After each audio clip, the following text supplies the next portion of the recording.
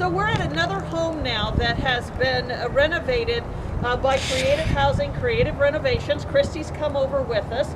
So Christy, we see right here a ramp, very common. That's one of the first things I think people need, aren't they, when they begin to have mobility issues? Yeah, definitely getting in and out of the house is very important. So when you come to a home like this, again, what is your process and what options does the homeowner have when they're looking at this kind of access to the front door?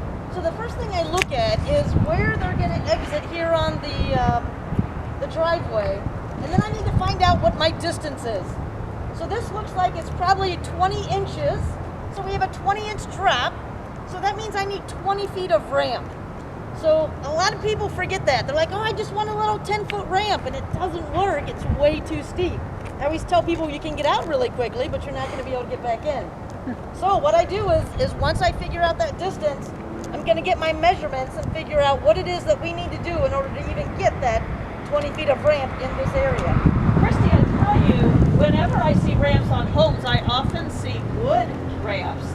You've done a really nice concrete with a metal railing. Is there a practical reason for that as well as a cost reason? Why was that choice made here? So in this situation, we have a driveway that we redid as well as the ramp. So sometimes you got to look at that cost. We already had the concrete trucks coming out. In order for them to do the driveway and the ramp, it just makes sense to do that. It is really nice with the iron rails. These last forever. I always tell people if there's a tornado, hang on to them because they're not going anywhere. We core drill these into the concrete and then pour concrete inside. So these aren't the rails that you get at the local store where you just screw them into the concrete. These are actually core drilled in. So these are going to last a really long time. The other thing is you can put some salt mix on these, but like another option may be aluminum. So if I live by myself and I'm in a wheelchair or I don't have the ability to shovel snow, I may want an aluminum ramp because I can coat that thing in salt, it can snow, and the snow is not going to stick on that, and then I don't have to do any shoveling. So there's pros and cons to every one of the different materials, the wood, the aluminum, and the concrete. Christy, a question I get a lot is people who want access from their garage.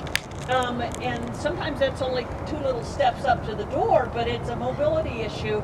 How do you factor that in, and are we losing a lot of garage space to be able to do that? So a couple questions on that one. Let's say you have 2 steps going into the garage, but maybe they're giant steps going in. And you can still walk and do steps, but they're not quite as easy because those are really high.